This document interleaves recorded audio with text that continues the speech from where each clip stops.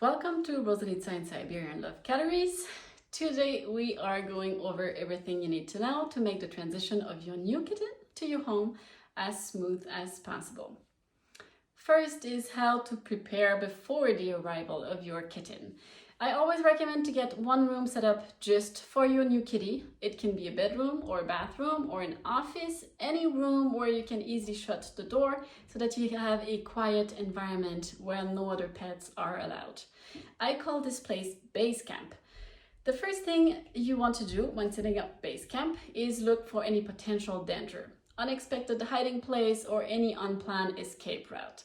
If you are using the bathroom, for example, is the lid of the toilet down and secure? Is the shower curtain strong enough? Like if you yank on it, will that pole come down on you?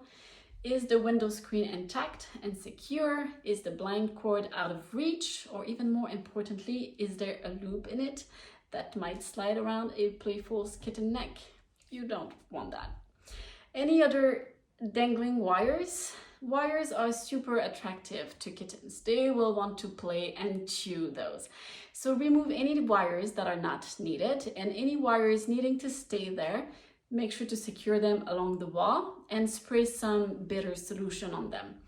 I have links for that product in the description. Put yourself in your kitten's shoes, or paws, I should say, and look around. Imagine you are scared and want to hide. Where do you go? Cats can fit in much smaller spots than we think they can, and they can climb much higher than we think they can. So you want to make sure to block off any spots where they can hide and you cannot reach them. So for example, under the bed or behind the washing machine, and check any vent on the floor or on the wall to make sure the cover is secure and that they cannot get into that vent. I need to tell you a little story here. When I imported Waldo from Poland, who is the daddy of these kittens here, and Paki Pika here is the mama, one of the mama. I have another mama in here too, Nash. When I imported Waldo from Poland, my brother is actually the one who picked them up. He brought him to a friend's place where he was staying until his flight out the following morning. So when he got there, he had a good look at the bathroom. Everything looked fine and secure. He let Waldo out, and in 2 seconds, Waldo had disappeared. It so happened that the way the bathtub was made, there was a gap between the front of the bat and the baseboard, and so little kitten Waldo went under the front of the bathtub and above the baseboard, and then he was under the bathtub, completely out of reach. Thankfully, it was a safe place. There was no other hole communicating with other apartment or the basement, but no matter what my brother tried, he couldn't get Waldo to come out. And the only way he could even have just a peep at him was to put his cell phone in at a weird angle and take a picture. So of course, once my brother had missed his flight, this is when Waldo finally came out. And now you know how Waldo got his name. Where's Waldo? This is Peppa. And she is a smoked tortoiseshell. And she's very pretty. I love her. So I'm telling you all this not only for entertainment, but for you to understand a little better what you need to be looking for when you are kitten-proofing your base camp and home. Once you make sure that the room you are using as base camp is safe, now is the time to get it set up with everything your kitty needs to feel comfortable. For litter box here, we use mostly large stainless steel pans with OKO cat litter. And I highly recommend that you use the exact same thing to start with. I have links for these and anything else I will recommend in this video in the description. Then you want bowls for food. Woo, that was my fingers tapping. Then you want bowls for food and water, either in stainless steel or ceramic. Make sure to buy fairly large ones because some kitties have sensitive whiskers, and really, who would want to get all their whiskers squished away while eating, right? Also get some plates for feeding wet or raw. I used to feed in ceramic plates, but after breaking so many of them, I have made the switch to stainless steel plates, and honestly, I don't know why I didn't do that sooner. They will not break even when naughty kittens knock them over. Next, you want some toys like catnip pillows, woolen mouse, jingle balls, toys that can safely stay in that room. When choosing toys, try to find ones made of natural materials like wool, leather, fur, sisals, wool, and small feathers. Stay away from any toys that have tinsels. Those thin, sparkly things are actually very dangerous if swallowed. You also want to get other toys that you take out when it is playtime and safely put away when it is over. So like one type toys with feathers at the end. There's a lot more to say about cat toys, but that will be for another video. Base camp also needs a scratching post, and the best one I found is actually on Amazon. It is made of sisal, it is super durable, and the cats love it. A cat tree is a great idea as well. It doesn't need to be very big if you don't have much room in base camp, but cats love to climb up and down, and they will actually know right away that this is a place just for them. So they will really enjoy that. You can get also a nice soft bed or hammock for sleeping, but it is always hard to say if they will use those or if they will prefer the cat tree or the bed or the couch or simply a cardboard box or even the bare floor. Cats can sleep in all kinds of places. I also suggest you get a stuffed animal with a little heartbeat, which mimics mom's heartbeat. It has helped many kittens get comfortable and settle down to sleep after a stressful day of traveling and leaving their first family and now meeting their new one.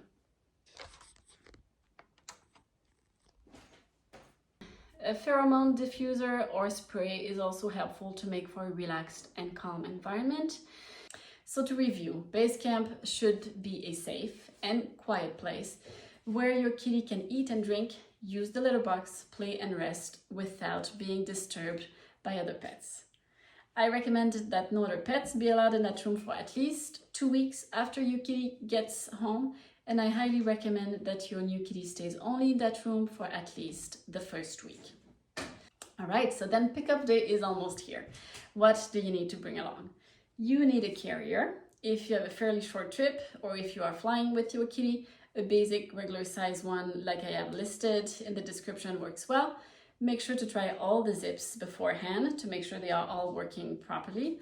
If you have a fairly long road trip ahead of you, like I have a lot of people coming from the Bay Area down south or from the Seattle area up north, which is about a 7 hours drive either way, then a larger carrier is nice. I have one listed that I've been using for many years. It takes up the whole back seat of the car, but if you don't have enough room, you can also remove half of it. So it's quite adaptable. There is enough room to set up a small litter box in there, but kittens actually very rarely use the litter box while traveling. For up to 12 hours, they are usually able to hold it in because they have a strong preference of not doing their business in a moving car. But once in a while, they are not able to wait. In my experience, poop is more likely to happen than pee.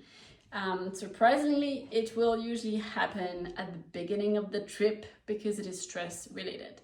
So you have to be ready to deal with the little poopy mess. Even if you have a litter box set up for them, they may not succeed in doing a very clean job there. So make sure to bring wipes along and gloves or at least some poop bags and a change of bedding to be ready to handle this rare but annoying situation as elegantly as possible. I do not recommend using only puppy pads because they will not stay in place and they are easily shredded to pieces, but you can put a puppy pad underneath a blanket for added waterproof coverage if you want. I will be giving you some treats and food and toys, so you don't need to bring more of these, but you certainly can if you want to. The only other thing I recommend bringing is a small harness and leash, especially if you are flying. Don't rely on it, don't bring your kitty on a walk with it because they are not used to it, and given the opportunity, they will wiggle out of it in no time. It is just like a safety net in case something totally unexpected happens, so make sure to have a small identification tag on there as well. Many people ask me if they can let their kitten out in the car during the trip home, and for safety reasons, I definitely cannot recommend that. A free roaming kitten in a moving car is a danger.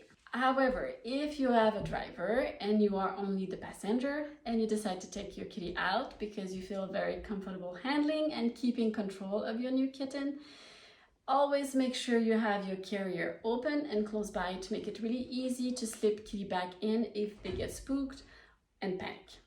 They will very much enjoy being on your lap and getting cuddles and attention during the trip, but taking them out is at your own risk.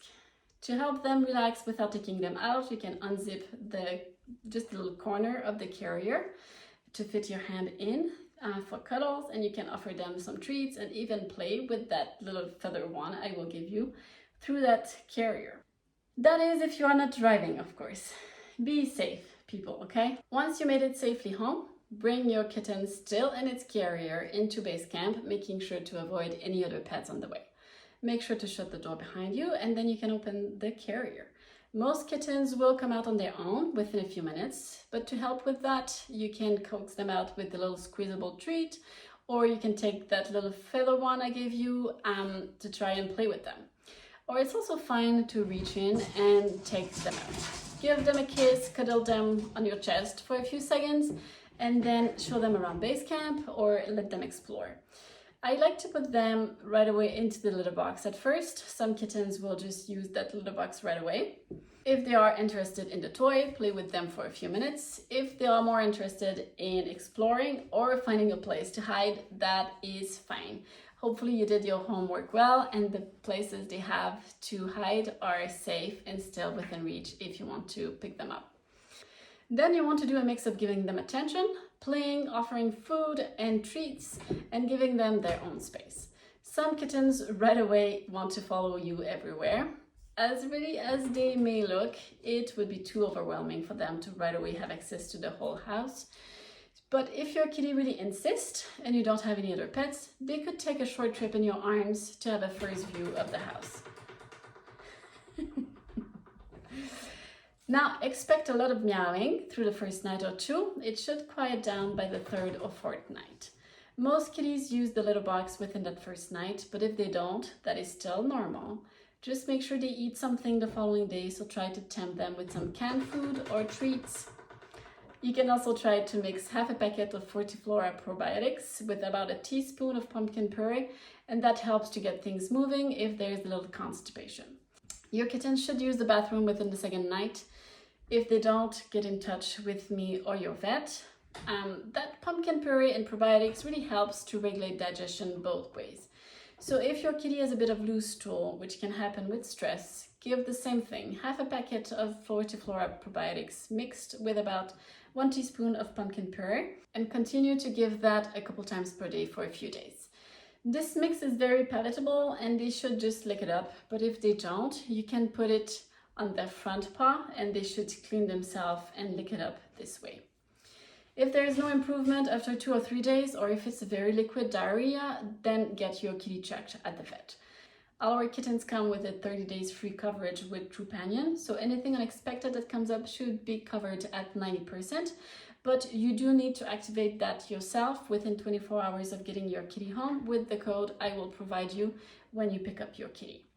For more information on what we feed our kittens, make sure to watch my other video about Siberian cat diet. Next, I want to go over introducing that new kitten to the other pets in your house.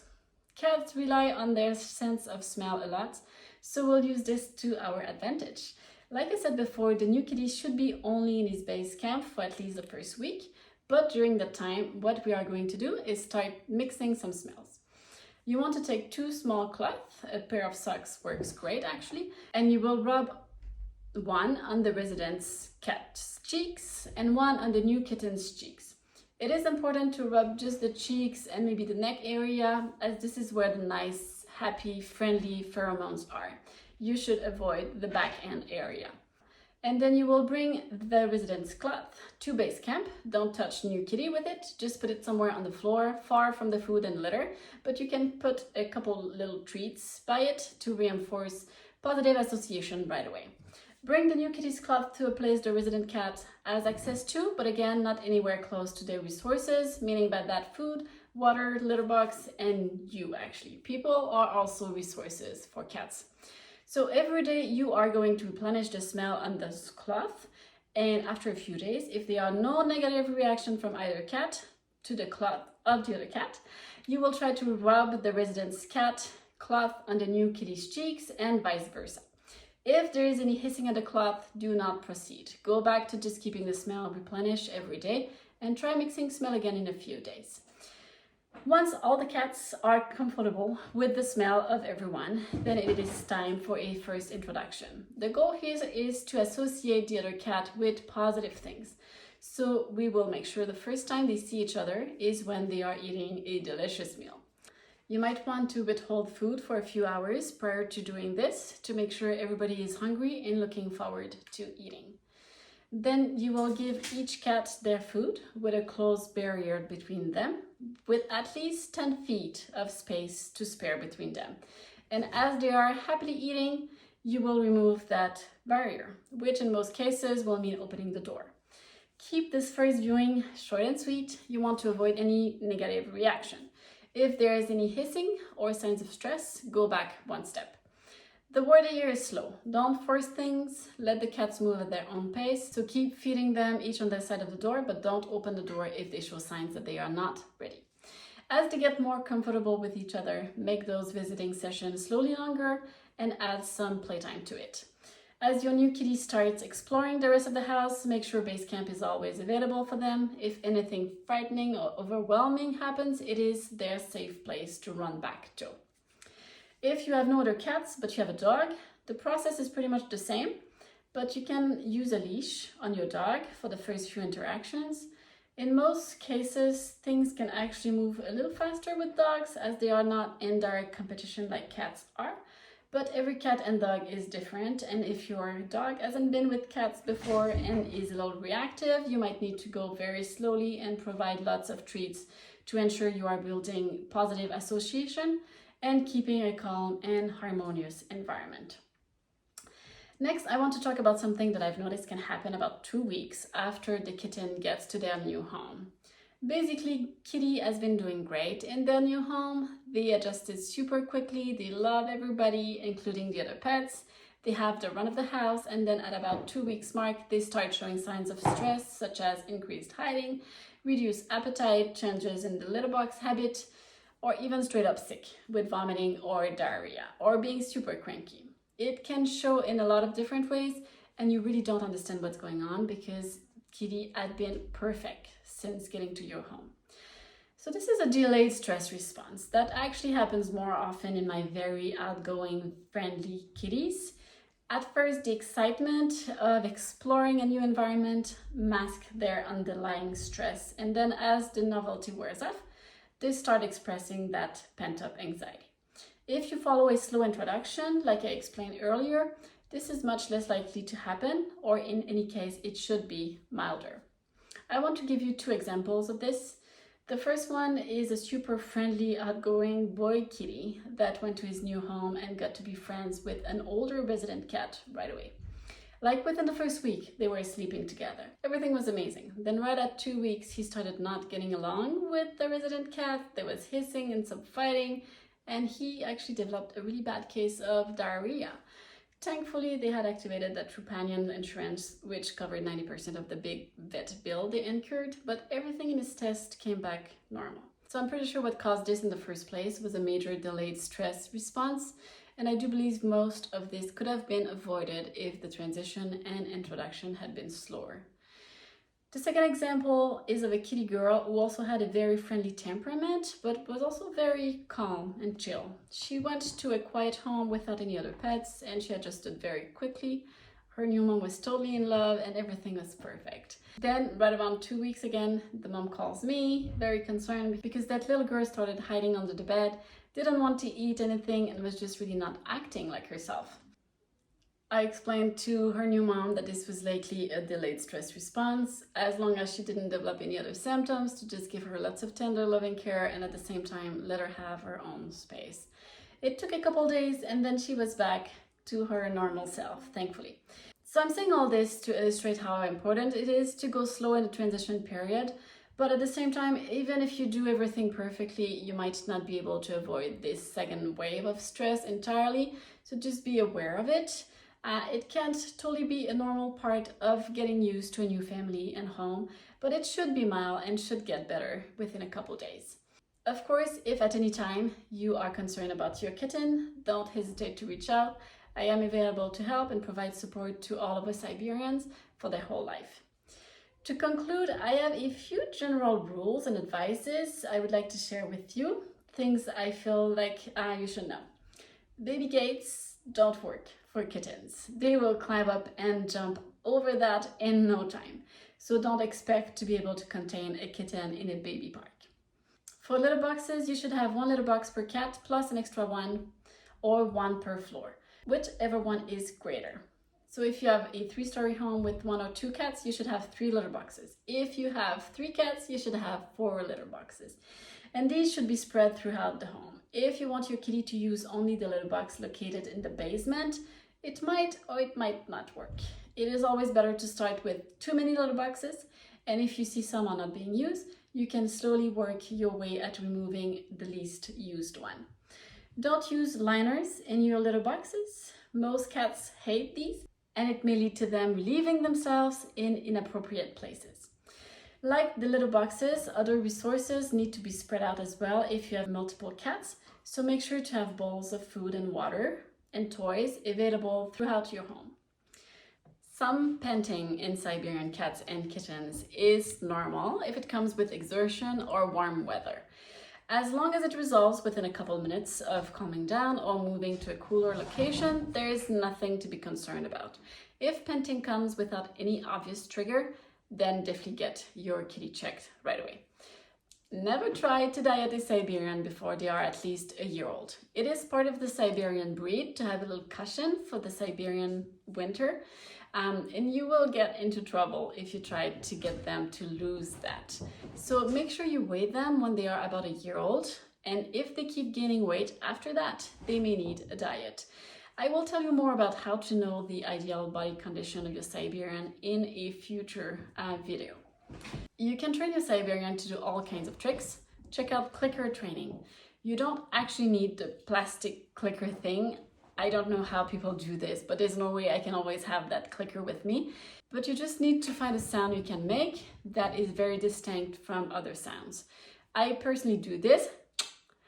I know some dog breeders go with a big yes. That works as well.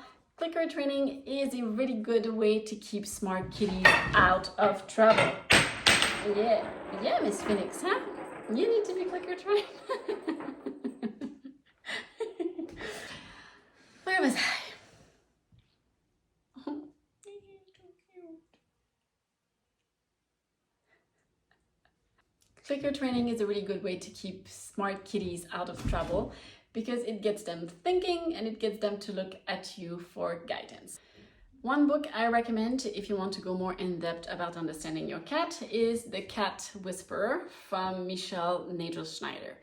I have actually worked with her for a couple of my kitties who had developed behavioral issues, and she is amazing. So I highly recommend her book. All right, this was a much longer video than what I thought it was going to be. Thanks for staying with me this whole time, and I know your kitten will be saying thank you as well, since you will be much better prepared to welcome them. I have more videos coming, so make sure to subscribe to my channel to keep learning about Siberian cats. See you later.